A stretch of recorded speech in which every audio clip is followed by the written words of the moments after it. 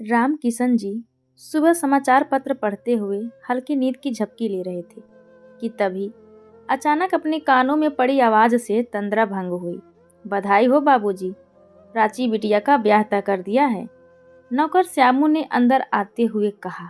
तो रामकिशन जी समाचार पत्र को नीचे करते हुए बोले, अरे श्यामू, तुम गांव से कब लौटे? गांव में सब कुशल मंगल तो है ना? बस बाबूजी, आपकी और मालकिन की कृपा से सब कुशल मंगल है। आपने तो नहीं बताया, लेकिन मुझे पता चल गया कि अभी 2 दिन पहले ही आपने प्राची बिटिया का ब्याह तय कर दिया है। कैसा परिवार है? लड़का कैसा है और करता क्या है? अरे बस बस श्यामू, तुमने तो आते ही एक के बाद एक सवाल लगा दिए। पहले सांस तो ले लो। कहते हुए राम किशन जी ने वहीं पास पड़ी चेयर को श्यामू की ओर खिसकाते हुए बैठने के लिए इशारा किया और फिर बोले, प्राची बिटिया के प्यारे काका, परिवार बहुत ही अच्छा है। आप भी उस परिवार से और लड़के से भली भांति परिचित हो।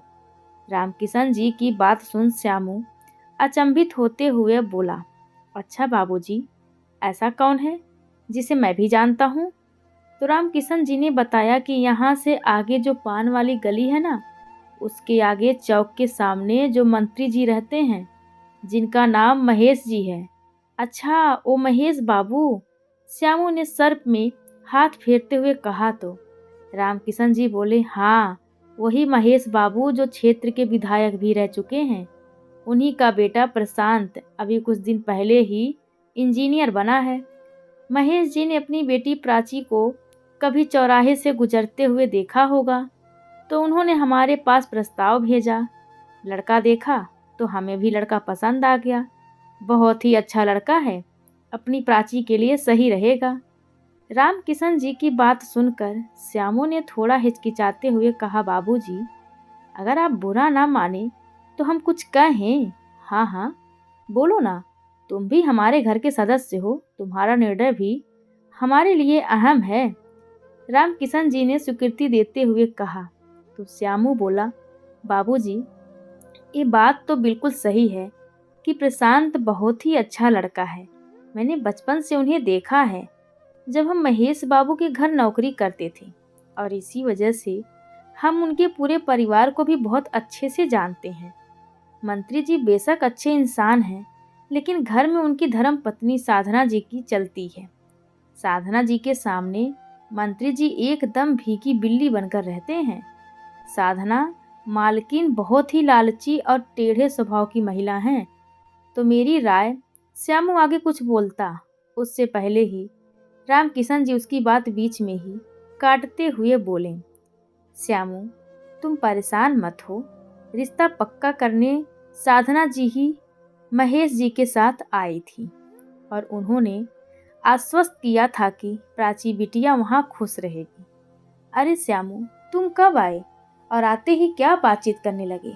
बाहर आते हुए रामकिशन जी की पत्नी ममता जी ने कहा। तो रामकिशन जी बोले, अरे ममता, हमारे श्यामू को प्राची बिटिया की चिंता लगी है। बोल रहा है कि साधना जी सही महिला नहीं है, लालची और स्वार्थी हैं। देखिए जी, हमें भी इस बात का डर है। अभी तो रिश्ता पक्का ही किया है, आगे कोई नाजायज मांग कर दी तो हम कहाँ से उनकी मांगे पूरी कर पाएंगे? और फिर मांगों का कोई अंत नहीं होता।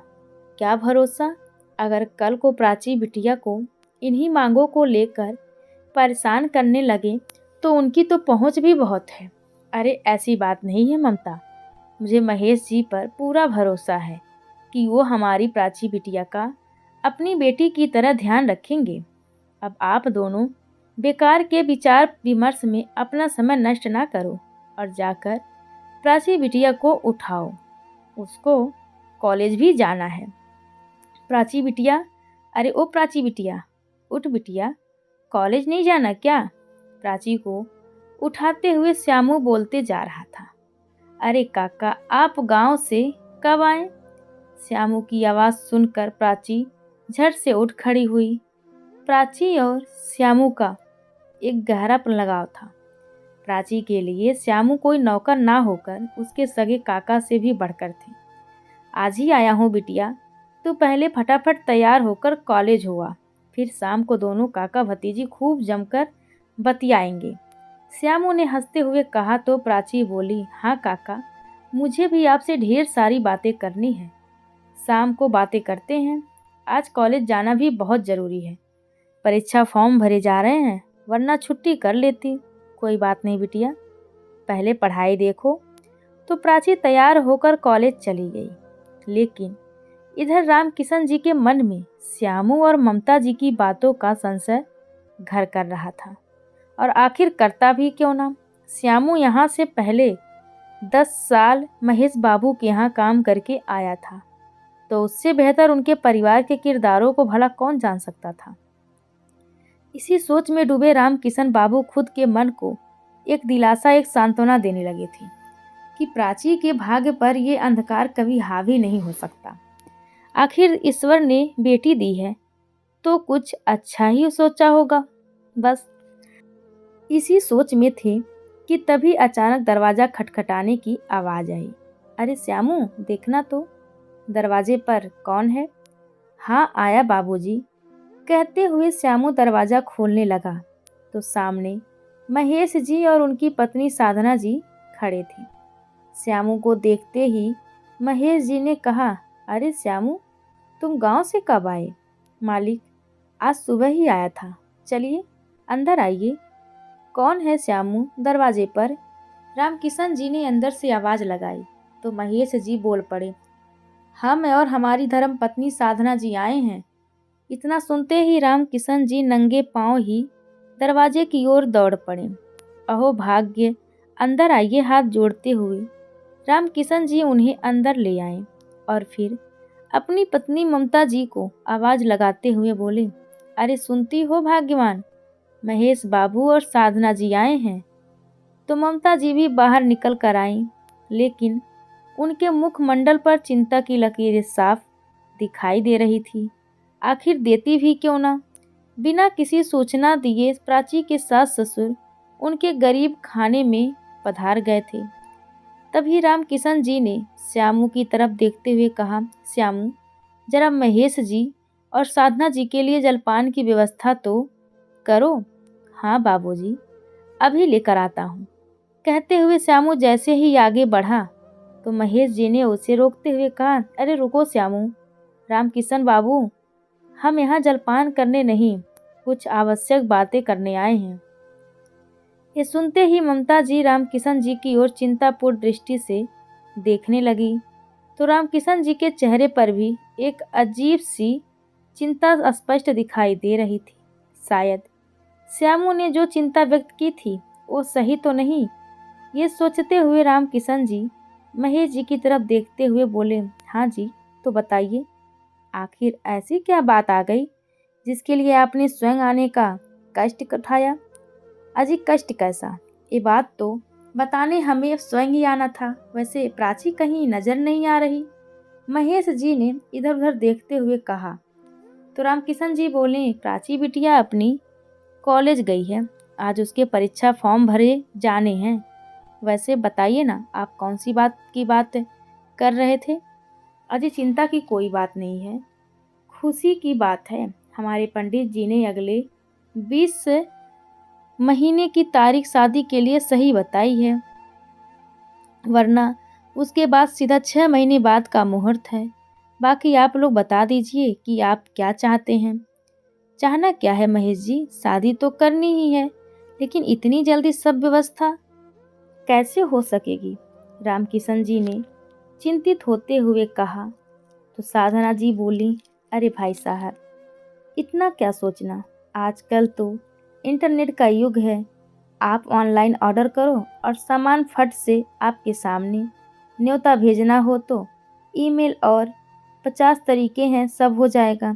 आप तो बस अपनी स्वीकृति दीजिए। तो रामकिशन जी ने भी हामी भर दी। तो भाई साहब, तारीख पक्की रही, इस बात पर मुंह मीठा नहीं करवाएंगे क्या। साधना जी ने हंसते हुए कहा, हाँ हाँ, क्यों नहीं। अरे श्यामू, जरा मिठाई का डब्बा तो ले आओ। हाँ लाया बाबूजी। कहते हुए श्यामू मिठाई लेने दुकान की ओर बढ़ गया। थोड़ी देर बाद मुंह मीठा कर महेश जी और साधना जी वहां से चले गए।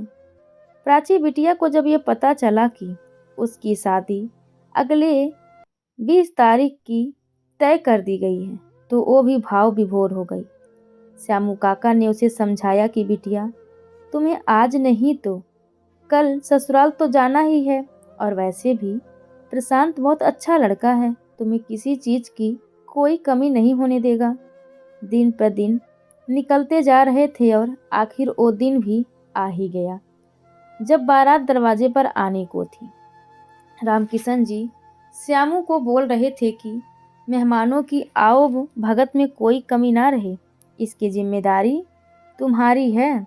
हाँ बाबूजी, आप बिल्कुल बेफिक्र रहिए, श्यामू ने अपनी जिम्मेदारी की हामी भरते हुए कहा। तभी दरवाजे की ओर बारात का आगमन हुआ तो ममता जी और रामकिशन जी तमाम रिश्तेदारों के साथ बारात का स्वागत करने के लिए दरवाजे पर आ गए। शहनाई पूरे जोश में बज रही थी। तभी महेश जी ने बारात के बीच से रामकिशन जी को हाथ का इशारा देकर अपने पास बुलाया और कान में कुछ कहा, जिसे सुनकर रामकिशन जी उतरे हुए चेहरे के साथ वापस आए और अपनी पत्नी ममता जी व श्यामू के पास जाकर उन्हें अंदर बुलाकर ले गए। रामकिशन जी का उतरा हुआ चेहरा देखकर ममता जी घबराते हुए बोली, बात तो बताइए, आखिर हुआ क्या है? हाँ बाबूजी, कुछ तो बोलिए। श्यामू और ममता जी दोनों उनके पीछे पीछे चलते जा रहे थे। कमरे में जाते ही रामकिशन जी अंदर पड़े आसन पर बैठने के प्रयास में धम से गिर पड़े और उनकी आंखों से आंसुओं की धारा बहने लगी।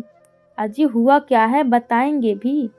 ममता जी ने उन्हें झकझोरते हुए कहा तो रामकिशन जी बोले, ममता, श्यामू मुझे महेश जी ने इशारों से अपने पास बुलाया था, बता रहे थे अपनी प्राची बिटिया मंगली है, ऐसे में शादी संभव नहीं होगी।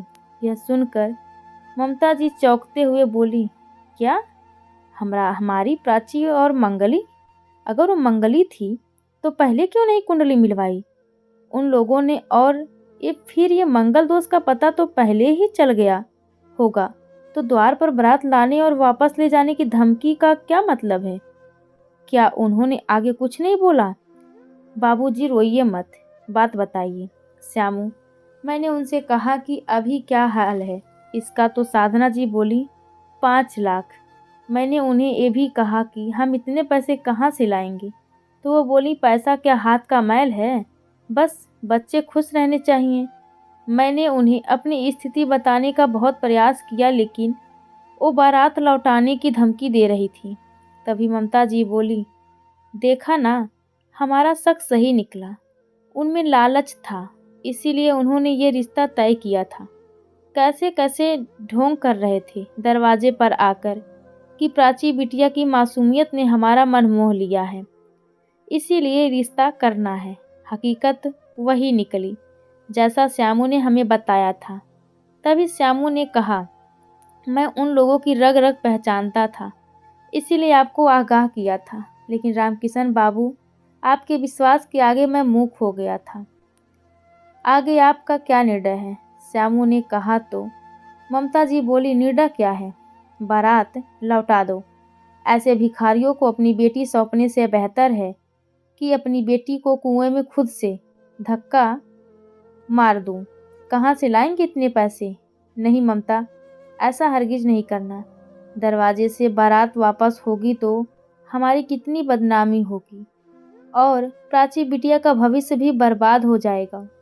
तो बाबूजी, कर्जे में डूबकर भिखारियों से शादी करके कौन सा हमारी प्राची बिटिया का भविष्य उजागर हो जाएगा? और वैसे भी श्यामू और ममता जी ठीक ही तो कह रहे थे।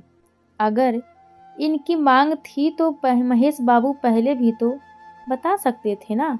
ऐसे दरवाजे पर बारात लाकर मांग करना, ये तो महेश बाबू के नेतागिरी के पैतरे हैं जो अब आ गई जिंदगी को तबाह करने जा रहे हैं।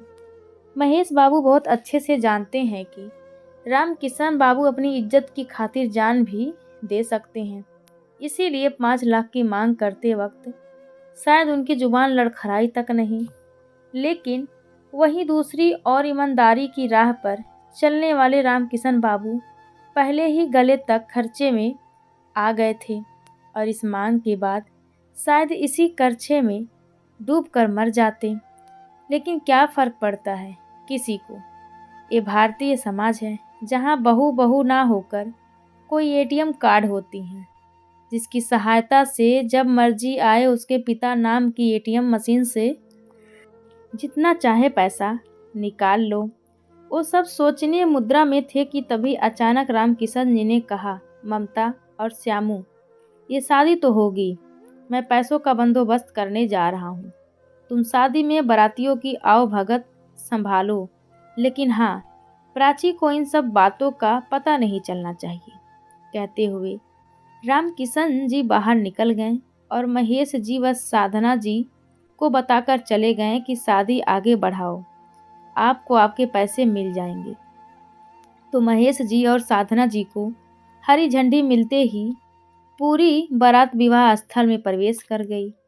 जयमाला से लेकर सभी रस्में शुरू हो गई, पर रामकिशन जी अभी भी आंखों से ओझल थे। और हो भी क्यों ना, 5 लाख कोई छोटी रकम भी तो नहीं। और फिर कर्ज में पहले से डूबे रामकिशन जी के लिए दोबारा कर्ज लेना जैसे खुद अपने हाथों से अपने गले में फांसी का फंदा डालना था। लेकिन प्राची की खुशी से ज़्यादा उनके लिए और कुछ नहीं था, तो लगे थे जमाने के आगे हाथ फैलाने में। कोई कुछ बहाना बना देता तो कोई कुछ, और वहाँ कन्यादान का वक्त आ गया था। इसीलिए श्यामू और ममता जी बस इस बात को लेकर चिंतित थे कि अब सबसे क्या कहेंगे, कहाँ हैं आखिर रामकिशन जी। तभी पंडित जी कन्यादान के लिए लड़की के माता पिता को आगे आने के लिए कहा, तो ममता जी थोड़ा हिचकिचाते हुए बोली कि पंडित जी, लड़की के पिता की तबीयत थोड़ी ठीक नहीं थी, इसलिए वो डॉक्टर के पास गए हैं। तो क्या अकेले मेरे आने से कन्यादान संभव है? हाँ पंडित जी, बताइए ना कि कन्यादान बिना पिता के भी संभव है क्या? दरअसल मेरे पिता कुछ भिखारियों का पेट भरने के लिए भीख का इंतजाम करने चले गए हैं, लेकिन वो अज्ञानी, इस बात का बोध नहीं उन्हें कि पेट भरने से नीयत नहीं भरा करती। जो आज भीख मांग रहा है वो कल भी भीख मांगेगा। प्राची की बात सुनकर सब लोग हक्के बक्के रह गए। दूल्हे को तो वो बात समझ में ही नहीं आई, लेकिन महेश जी और साधना जी स्तब्ध से थे। वहीं श्यामू और ममता जी तो प्रश्नवाचक मुद्रा में एक दूसरे की ओर देखने लगी कि आखिर प्राची बिटिया को पता कैसे चल गया। दूल्हा भी इस बात से अनभिज्ञ बस प्राची की तरफ देखे जा रहा था। तभी प्राची ने कहा, आप सब ये सोच रहे होंगे ना कि मैं क्या कर रही हूँ। मैं बताती हूँ आपको। मेरे होने वाले सास ससुर जी ने दरवाजे पर बारात लाकर बताया कि मेरी कुंडली में मंगल दोष है और इस मंगल दोष का अमंगल संभव है यदि मेरे पिताजी इनको 5 लाख रुपए दे दें तो, वरना वो दरवाजे से बारात वापस ले जाकर मेरे परिवार की इज्जत मिट्टी में मिला देंगे। आखिर नेताजी जो ठहरे, इन्होंने ये भी नहीं सोचा कि ईमानदार इंसान के पास कहाँ से आएगा इतना पैसा। मेरे बाबूजी पहले ही कर्ज में थे, लेकिन बेटी हुई थी ना उनके यहाँ, इसलिए उनका मंगल तो समाज ने पहले दिन से ही सोच लिया था। बस फल आज मिल रहा है। तभी महेश जी गुस्से से बोले, ये लड़की क्या बोले जा रही है? क्यों ससुर जी, कुछ कम बोला क्या या झूठ बोला है? आपका ज़मीर नहीं जानता कि आपने क्या अनैतिक मांग की है? मेरी ज़िंदगी का फैसला मेरा खुद का है और मैं इसी अग्नि को और यहाँ मौजूद एक एक शख्स को साक्षी मानकर इस शादी को इसी क्षण रोकती हूँ। बारात वापस जाती तो मेरे पिता की नज़रों में उनकी बेइज्जती थी, लेकिन बारात को धक्के देकर निकालने में मेरे पिता की इज्जत का तो पता नहीं, पर मेरी जैसी हर उस लड़की की इज्जत में 4 चांद लगेंगे जिनको भूखे भेड़िए बस पैसों के लिए बहू का दर्जा देते हैं। तभी दूल्हे राजा प्रशांत ने कहा, लेकिन मुझे तो इस बारे में कुछ भी नहीं पता था। कुंडली तो मेरे सामने ही पंडित जी ने मिलाई थी, ऐसा कोई दोष नहीं था, बल्कि हमारे पूरे गुण मिल रहे थे। मैं अपने माँ बाप के किए पर शर्मिंदा हूँ। अगर संभव हो तो हमें माफ़ कर देना। महेश जी और साधना जी गुस्से से अपने बेटे की ओर देख रहे थे। कि अचानक विवाह स्थल में हंगामा मच गया कि राम किशन बाबू बाहर बेहोश हो गए हैं। तो सब लोग बाहर की ओर दौड़ पड़े, लेकिन महेश जी और साधना जी और प्रशांत अभी भी वहीं खड़े थे। तभी प्रशांत अपने माँ बाप के सामने हाथ जोड़कर बोला, आपने जीवन भर कमाई में कौन सी कसर छोड़ दी थी जो आज ये 5 प्रपंच रच दिया।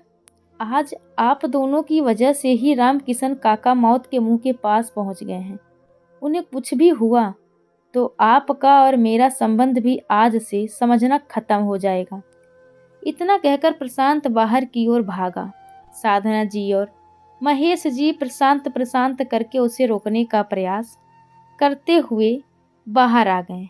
बाहर आए तो देखा कि रामकिशन बाबू लहूलुहान पड़े हुए हैं। उनके पास जाते ही रामकिशन जी ने पसीने से सने नोटों की गड़ी महेश जी की ओर देते हुए बोले, ये लीजिए महेश बाबू, गिन लीजिए, पूरे 5 लाख हैं। अब रिश्ता मत तोड़िएगा। सुनो ममता, तुम सही कहती थी, ईमानदारी की आग में बस 2 वक्त की रोटियां पकाई जा सकती हैं। मैंने अपना घर गिरवी रख दिया है, मुझे माफ़ कर देना। बस प्राची बिटिया की शादी में कोई कसर ना रहे। कहते कहते रामकिशन जी गहरी बेहोशी में चले गए। महेश जी आनन फानन में उन्हें अस्पताल लेकर गए और इधर ममता जी अपनी बेटी प्राची को हौसला दे रही थी कि बेटी कुछ नहीं होगा, तेरे पिताजी को सब ठीक हो जाएगा। वैसे तुझे इन सब बातों का पता कैसे चला? तो प्राची ने कहा कि माँ, जब बाबूजी और आप श्यामू काका इस विषय पर बात कर रहे थे तो मैं भी उसी के बराबर वाले कमरे में थी और खिड़की नज़दीक होने के चलते आप सबकी एक एक बात मुझे साफ साफ सुनाई दे रही थी। ये सुनकर साधना जी अपने किए के लिए प्राची के सामने हाथ जोड़ते हुए माफ़ी मांगने लगी, लेकिन प्राची इस वक्त कुछ भी सुनने समझने लायक स्थिति में नहीं थी, और होती भी कैसे। उसके पिता उसकी शादी की दहेज व्यवस्था में जिंदगी और मौत के बीच जूझ रहे थे। शायद उसे भी मन के किसी कोने में इस बात का मलाल था कि पिता को उसी वक्त रोककर यदि बारात को तभी लौटा देती तो शायद इज्जत चली जाती, लेकिन पिता बच जाते। तभी श्यामू काका ने अंदर जाकर सूचित किया, प्राची बिटिया, बाबूजी को होश आ गया है। ओ बिल्कुल ठीक हैं। तो प्राची दौड़कर बाहर की ओर भागी और अपने पिता के सीने से चिपक कर फूट फूट कर रोने लगी। बाबूजी कैसे हैं आप? मैं ठीक हूँ मेरी बच्ची। बाबूजी आप ठीक हो गए? बस अब मैं ये शादी नहीं करूँगी, आप सबके साथ यहीं रहूँगी। नहीं बिटिया, ऐसा नहीं कहती। महेश बाबू अपने किए पर बहुत शर्मिंदा हैं और मुझसे अभी माफ़ी मांग रहे थे। उन्होंने अपने पूरे पैसे वापस लौटा दिए हैं। तभी साधना जी आगे बढ़ते हुए बोली, हाँ बिटिया, शायद लालच की रोशनी ने हमारे आंखें बंद कर दी थी, पर तुमने हमारी आंखें खोल दी। बेटा, हम दोनों अपने किए पर बहुत शर्मिंदा हैं। वैसे तो माफ़ी लायक हमारी हरकत नहीं थी, लेकिन अगर तुम हमें माफ़ करके हमारे घर में बहू बेटे आओगी तो हम समझेंगे कि तुमने हमें माफ़ कर दिया। तो प्राची गुस्से से बोली, माफ़ तो मैं आपको ज़िंदगी भर नहीं कर सकती, क्योंकि आपकी वजह से आज मेरे पिता की जान भी जा सकती थी। अब आपके 2 बोल कह देने से मेरे पिता का वो कष्ट तो नहीं मिट जाएगा ना। इसलिए अब आप बिना देरी किए यहाँ से जा सकती हैं। प्रशांत भी हाथ जोड़कर माफ़ी मांगता रहा, लेकिन प्राची ने किसी की एक ना सुनी। वो बस एक ही जिद पर अड़ी थी कि मुझे ऐसी शादी मंजूर नहीं जहां मेरे पिता को आए आप जैसे लालचियों का पेट भरने के लिए कटोरा लेकर भीख मांगनी पड़ी। अगर आज मैंने ये शादी कर ली तो न जाने कितने ही पिता अपनी लड़की की शादी करने के लिए अपना घर गिरवी रखने को मजबूर हो जाएंगे। इसीलिए ये शादी मुझे मंजूर नहीं है। आप लोग यहाँ से जा सकते हैं, वरना जिस तरह आप लोगों ने मुझ में मंगल दोष बनाकर बेइज्जत किया है, ठीक उसी तरह मैं भी पुलिस को बुलाकर आपको धक्के देकर यहाँ से निकलवा सकती हूँ। इतना सुनते ही महेश जी और साधना जी अपना सा मुंह लेकर फुर्ती से बारात को वापस लेकर चले गए। आज रामकिशन जी अपनी बेटी पर बहुत गर्व महसूस कर रहे थे। प्राची भी अब अपने माता पिता के साथ रहकर अपने लक्ष्य को पाने के लिए आगे की पढ़ाई करने लगी। तो दोस्तों, हमारी आज की ये कहानी आप सभी को कैसी लगी, कृपया कमेंट करके ज़रूर बताएं। धन्यवाद।